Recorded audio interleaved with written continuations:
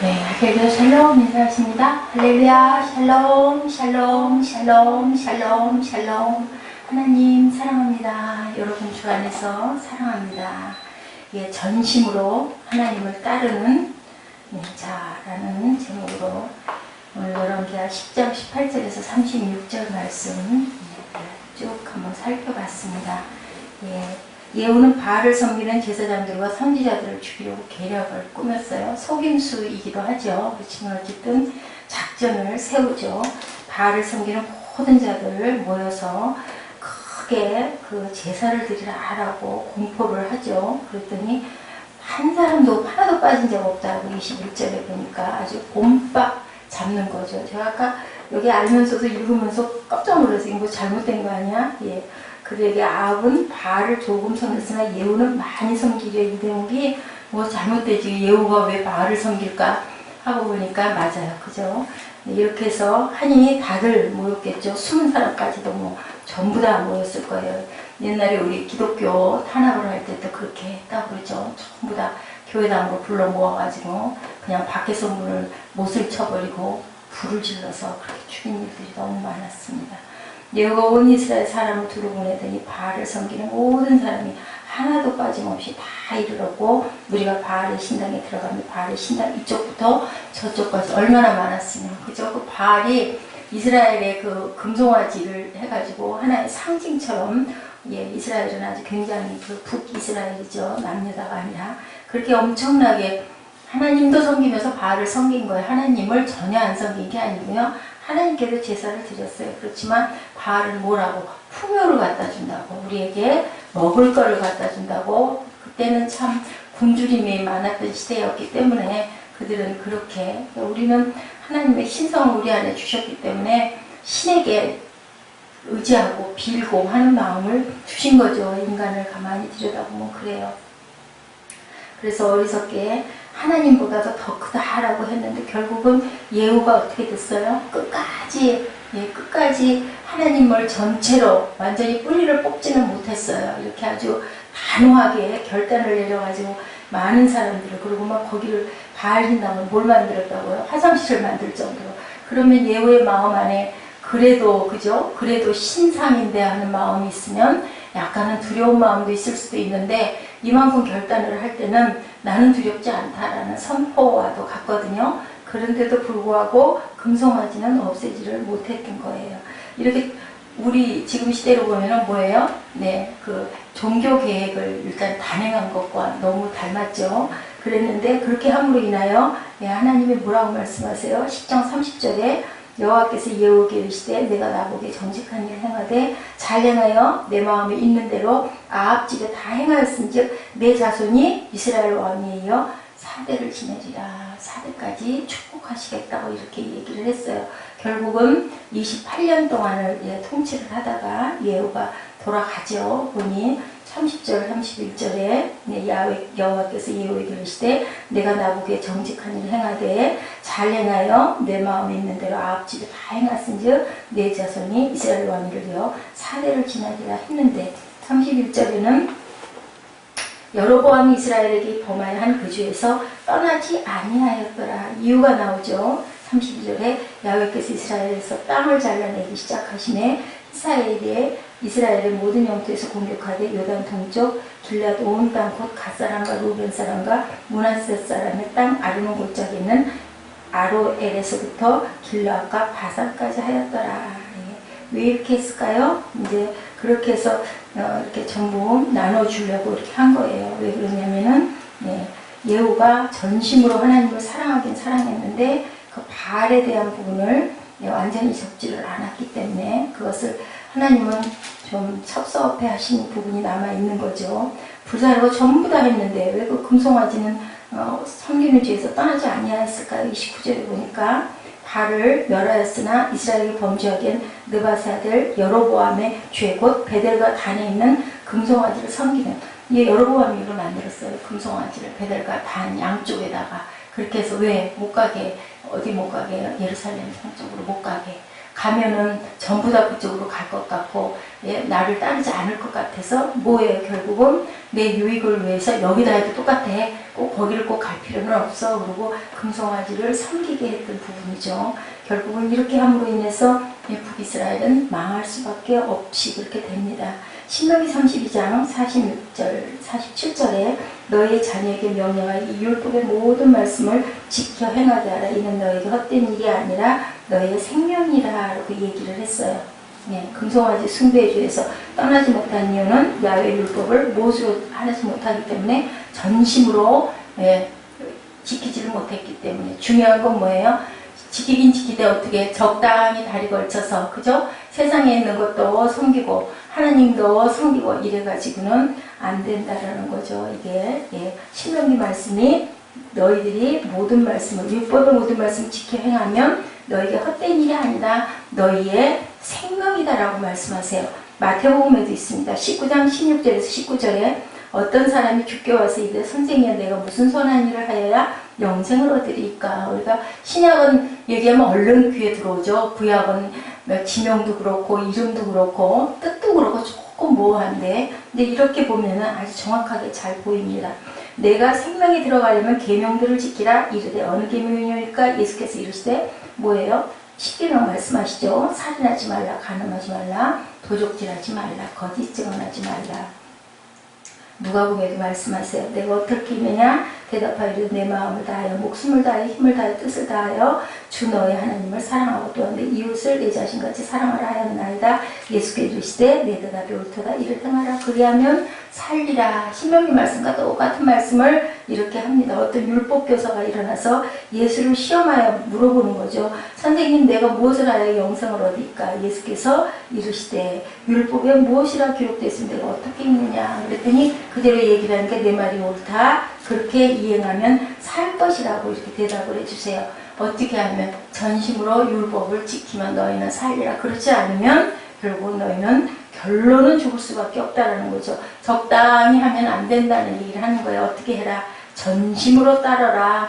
결국은 하다 금송아지 하나는 멸하지 못한 것, 무리 안에 있는 무엇을 얘기하실까요? 쓴뿌리가 이렇게 있다. 그것까지 몽땅 뽑아버려야 되는데 우리 어때요? 그 잡초 뽑을 때 끝까지 뽑지 않으면 또 나잖아요. 그죠? 뿌리를 딱 빼버려야 되는데 그게 안 됐던 거예요. 예후가 참 안타까워요. 그죠? 하나님의 말씀을 따르기도 했지만 전심으로 말씀을 지켜 행하지는 않았다. 우리가 이것을 거울을 삼아야 할 줄로 믿습니다. 전심으로 말씀에 순종한다는 것은 진실과 마음이 통한다. 모든 마음으로, 전심이죠. 전체 마음을 가지고 섬겨야 된다는 거죠. 전심이 아니면 그 옆에 딴 마음이 있으면 그 격가지가 자라면 결국 그 격가지로 인하여 우리 그 모든 것들에 독이 퍼진다. 참 그런 것도 빨리도 퍼져요. 너무 뭐랄까 아니라고 나태한 것들 우리가 좀 더 눕자, 좀 더 자자하면 어떻게 해요? 빈궁이 너희에게 사자처럼 덮친다라고 말씀했어요. 그게 꼭 눕고 자는 것만 얘기하는 것이 아니라 이렇게 우리를 유혹하는 모든 것들 그 참 좋거든요. 편하고. 근데 그것에 물들다 보면 아무것도 이룰 수가 없다는 거죠. 그래서 피나는 훈련이 없고는 무엇도 이룰 수가 없어요. 그죠? 금송아지를 하나님의 형상이라고 말하면서 예루살렘을 가지 못하게 했던 거예요. 여로보암이 처음에 왕이 됐을 때 나뉘어서 갔을 때 자신이 없었던 거예요. 그렇게 해서 북이스라엘을 세워서 가면서 그래 결국은 그렇게 뭐예요? 하나님을 본인이 나를 따르라라는 것과 똑같은 거죠. 내가 요즘에 있잖아요. 내가 하나님이다. 뭐 못할 게 뭐 있느냐? 무슨 하나님은 무슨 하나님이야? 내가 하면 못하는 게 없지. 이런 것과 똑같은, 그러니까 내 성공과 내 유익을 가지고는 절대로 하나님의 법도를 따라갈 수가 없다라는 거예요. 진리가 어떤 상황이든지 우리는 그 진리를 내 유익하고 내 성공하고 아니면 내가 좀 엄청나게 남들이 보기에 바보 같은 짓을 한다 할지라도 그것이 진리라면 따라야 되고 내가 유익이 아니라 엄청난 마이너스가 온다 할지라도 언제까지 하나님이 보시기에 너 이래도 할 거야. 아멘. 그래도 합니다. 라고 갈 때 하나님께서는 축복하신다라는 거죠. 봅니다. 요한복음 3장 36절입니다. 우리 찾아서 함께 읽어보실까요? 요한복음 3장 36절.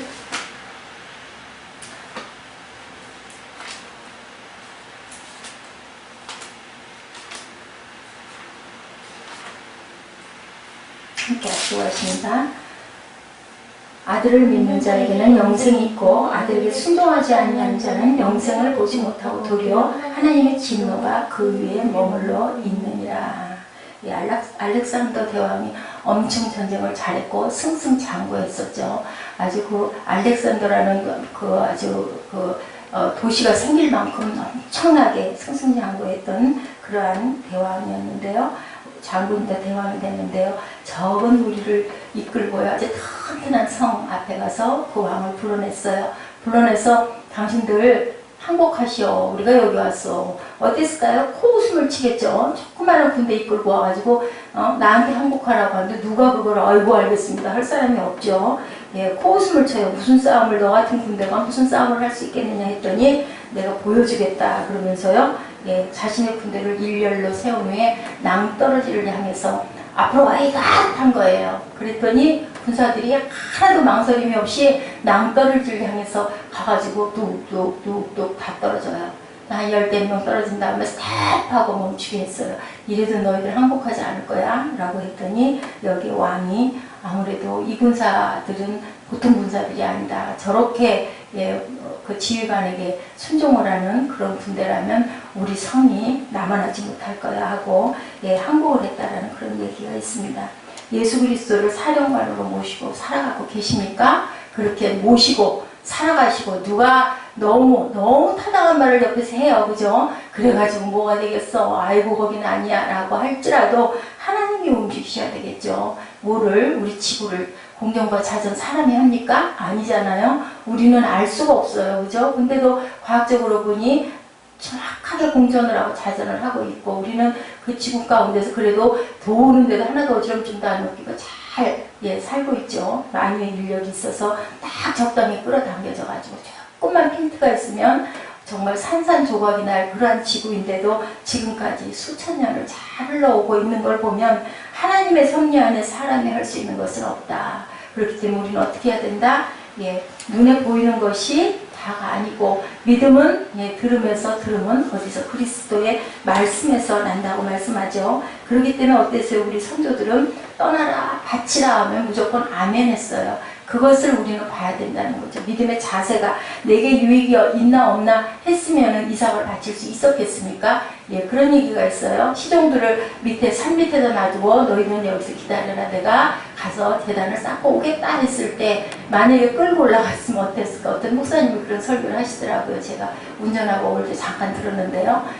그랬으면 어땠을까요? 모든 하인들이 다 몰렸겠죠. 아이고 아무래도 우리 주인이 정신이 어떻게 됐나 봐. 아니 왜 저 도련님을 묶어가지고 저기다 번제를 드린다고 저럴 수가 있어 하고 아마 난리가 나고 결국은 순종하는 것을 아브라함의 뜻을 그대로 하나님께 순종하는 그 제단을 쌓지 못했을 것이다. 맞아요. 그래서 그랬을 거예요. 우리라도 안 그랬겠어요? 아이고 진짜 정신이 어떻게 된 거야. 다들 그렇게 미친 거야. 그죠? 미쳐야 된다라는 거죠. 그렇게 미칠 정도로 절실하면 하나님께서 돌아보신다. 우리 옛말에도 그런 말이 있어요. 지성이면 감천이라는 얘기가 있죠. 주님께 순종한다는 것은 어떤 걸까요? 이렇게 내가 죽으면 죽으리다라는 자세를 가졌을 때 하나님께서 어떤 사탄도 옆에 근접을 하지 못하도록 결론은 승리하게 해주신다라는 것. 너는 돌아와 다시 야훼의 말씀을 청종하고 내가 오늘 내게 명령하는 모든 명령을 행할 것이다.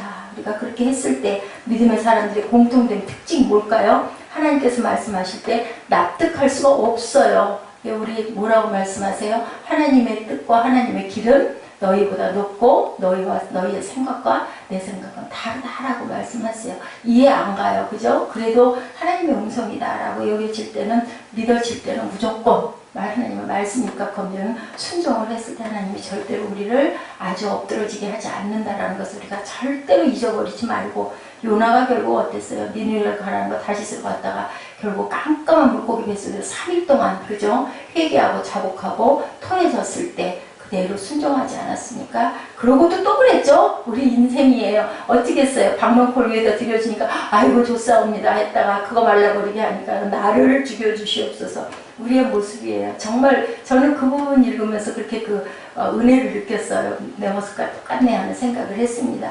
근데 조금 우리에게 뭔가 베풀어지면 아이고 하나님 감사합니다. 이따 조금만 깜깜해지면 아이고 하나님 왜 그러십니까? 이런 마음이 드는 거죠. 너희 자신을 주므로 내주어 누구에 순종하든지 너희 자신을 내주어서 누구에게 순종하든지 순종을 받는 자의 종이 되는 줄을 너희가 알지 못하느냐. 혹은 죄의 종으로 사망에 이르고 순종의 종으로 의에 이르느니라. 로마서 6장 16절의 말씀이에요. 우리는 어디에다 나를 내어줄까? 그것이 아주 중요하다. 예. 아시스의 성자 프란시스가의 어느 날 선생님의 제자가 되기를 원하는 제자 후보생이 두 사람이 찾아왔어요. 그래가지고 저를 제자로 받아주십시오. 선생님 밑에서 저는 많은 것들을 배우고 싶습니다. 훈련도 받을 겁니다. 무엇이든지 시키시는 대로 하겠습니다. 아주 사정을 하죠. 훌륭하고 유명하신 분 앞에 왔으니 안 그러겠어요? 그랬더니 의외의 것을 시키는 거예요. 저 밭에 나가서 저기 배추를 시키는 대로 그 배추를 가져다가 뿌리를 하늘 쪽으로 향하게 심어라. 어떻게 해요? 거꾸로 심으라는 얘기를 해요. 그 얘기를 듣고 어땠을까요? 하나는 제자 후보생 하나는 아무래도 이렇게 오랫동안 이런 곳에 있다 보니 저분이 제정신이 아니고 돌았다라고 하고는 돌아갔어요. 정신이 돌았다. 돌을 너무 닦았구만 하고 돌아갔어요.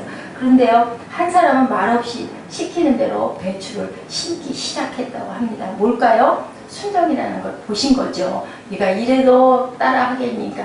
아니, 할 수 있는 거 시키거나 응당 맞는 거를 시키면 누구나 하잖아요. 근데 이렇게 말도 안 되는 것을 시켰을 때 그것을 아무 말 안 하고 따라서 할 수 있는 그러한 믿음. 누구를? 나를 그렇게 따르기를 원하는구나. 말도 안 되는 일을 시켰지만 뭔가 뜻이 있겠죠. 그죠? 우리가 그걸 생각을 해야 된다는 거죠. 그래서 판단은 누가 하셔요? 하나님이 하신다라는 말씀입니다. 모든 이론을 파하며 하나님 아는 것을 대적하여 높아진 것을 다 파하고 모든 생각을 사로잡아 그리스도께 복종케 하니. 고린도후서 10장 5, 6절입니다. 주님의 말씀하시면 내가 가리다. 우리 찬양 잘하죠. 주님 뜻이 아니면 내가 멈춰서리다. 내가 가고 서는 것 주님 뜻에 있으니 주님 나를 이끄시옵소서.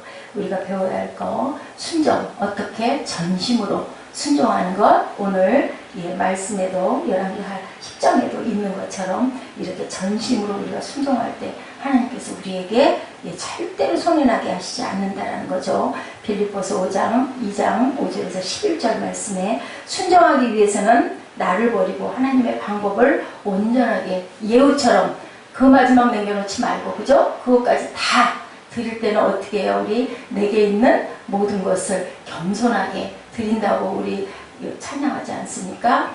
사랑하고 회개할 모든 것들을 다 주께 드린다. 사랑하는 구주 앞에 내가 아까울 게 없다. 왜냐하면 나도 하나님이 지으셨고 내가 지니고 있는 모든 것도 하나님이 주신 것이니 내가 모든 걸 드린다. 그럼 다 드리면 나는 뭐 먹게? 그런 걱정할 필요 없다라는 거죠. 먹을 거는 그냥 자동으로 내가 너에게 굶기겠느냐라고 말씀하시죠. 온전히 받아들일 줄 아는 겸손함. 자기의 의와 고집을 꺾고 하나님의 방법 앞에 무릎을 꿇을 줄 아는 겸손함이 있어야 되겠다라고 이렇게 말씀하고 계십니다. 절대로 잊지 마시고 우리가 때를 얻든지 못 얻든지 하나님의 말씀에 항상 순종하고 순종할 것만 순종하고 아닌 것 같은 것은 내가 머리를 쓰는 그런 믿음은 하나님이 온전히 보시지를 않는다라는 거. 축복을 온전하게 받을 수가 없다라는 거. 예후가 그래서 결국은 그렇게 해서 28년을 살고 아들에게 대를 물려주고 잤죠. 그럼 이제 아들 떼서 어떻게 하는지 우리 내일부터 또 그 부분을 열심히 달려가도록 하십니다. 기도하십니다.